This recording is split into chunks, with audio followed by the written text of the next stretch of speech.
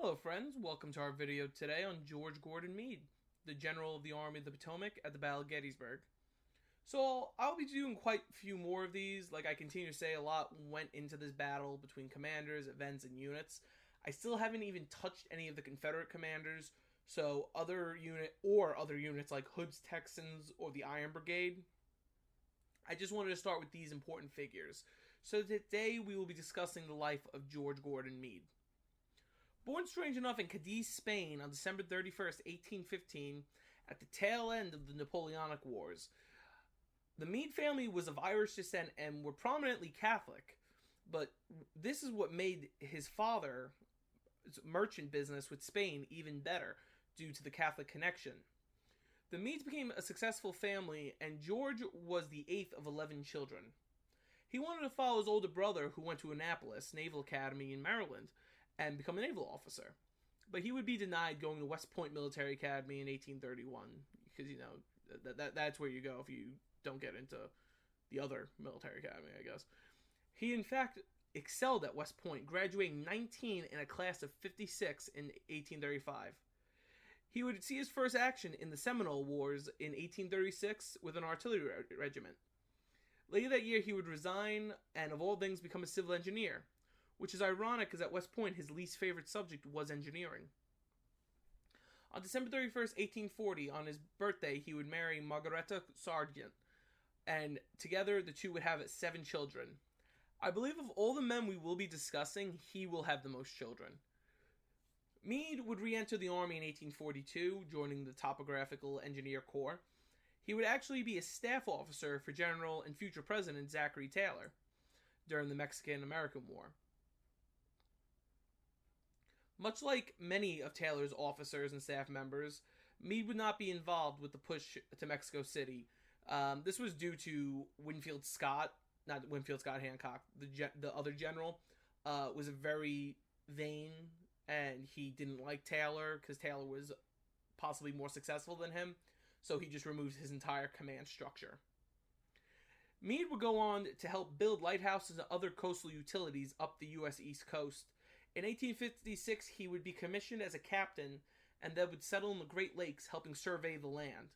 Meade would remain there until April of 1861, when the attack at Fort Sumter set off the American Civil War.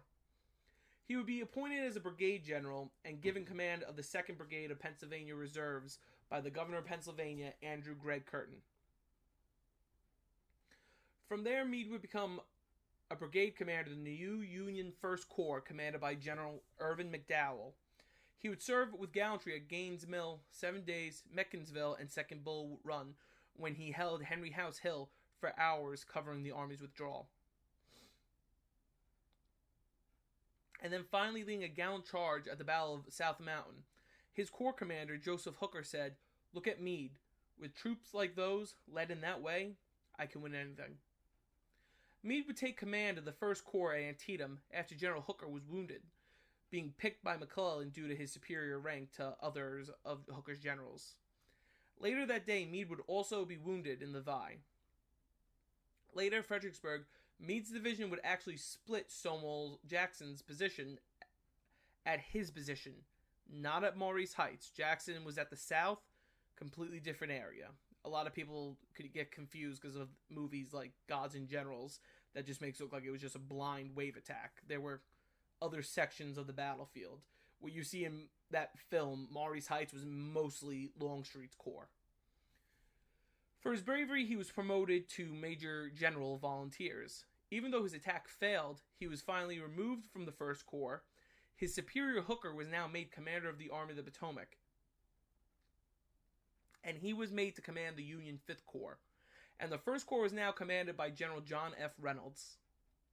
Lucky for Reynolds, in spring of 1863, they would not see action, but Meade and the 5th Corps were extremely engaged at the Battle of Chancellorsville. Following the Union Army's defeat and evacuation across the Rappahannock River in northern Virginia, Robert E. Lee made a second invasion of the North.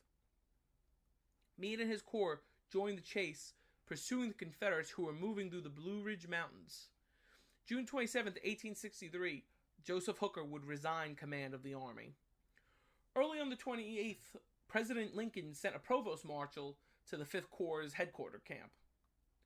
Meade had been secretly profiteering off the war, learning something from his successful father, and was selling his overstocked supplies off the books. So when the provost marshal arrived at the camp, he sincerely believed he was caught and being arrested. But in fact, he was being informed he was the new commander of the Army of the Potomac. Quickly, he assembled his new staff, and General George Sykes took command of the 5th Corps. In command of Meade's left wing, he placed the commander of his old corps, John Reynolds, to command the army if they intercepted the Confederate army. On the evening of June 30th, 1863, he received news from John Buford, saying he has found the Army of Northern Virginia. Meade directed all divisions towards the town of Gettysburg. He directed Winfield Scott Hancock to take command of the army until he could arrive. The genius of Meade at Gettysburg would be two things: intuition and knowing how to trust his commanders. Meade after Gettysburg would be criticized by President Lincoln. After chasing Lee back to the Potomac River, Meade decided not to attack. But Meade was very possibly in the right for not doing so, considering the Confederates were entrenched on the river. Lee then retreated across the river. Meade would then beat Lee again during the Bristow campaign. But due to the failures of his 3rd Corps under General French, he was beaten. As a general, Meade was very respected by many in the army, but his actual infantry would sometimes call him that damn-eyed, googled-eyed snapping turtle. Due to his appearance and his rare temper, which unfortunately sometimes people did see, in March of 1864, Ulysses S. Grant was made Supreme Commander of Union forces stationed out of the Army of the Potomac in the East. Meade offered his resignation, not wanting to get in Grant's way. Grant immediately denied the resignation, due to Meade's knowledge and tact against Lee. But the interaction made Grant respect Meade even more. Meade would serve successfully the next year, with the exception of 2 incidents. The first being the Battle of Cold Harbor, where he followed Grant's order blindly, without doing reconnaissance of the Confederate position, costing the lives of almost 13,000 men in a few hours. The second being at the siege of Petersburg, when he last-minute countered General Burnside's plan to attack the Confederate position. Burnside's plan was one of the colored regiments, after the Union Army set off an explosion beneath the Confederate trenches, would lead an assault and take the position. Meade at last minute would order the units change. Grant agreed because public perception would not look good if the attack failed and they used a colored regiment. But the issue was the colored regiment were the only ones who were trained on how to assault the trenches after the explosion and secure it.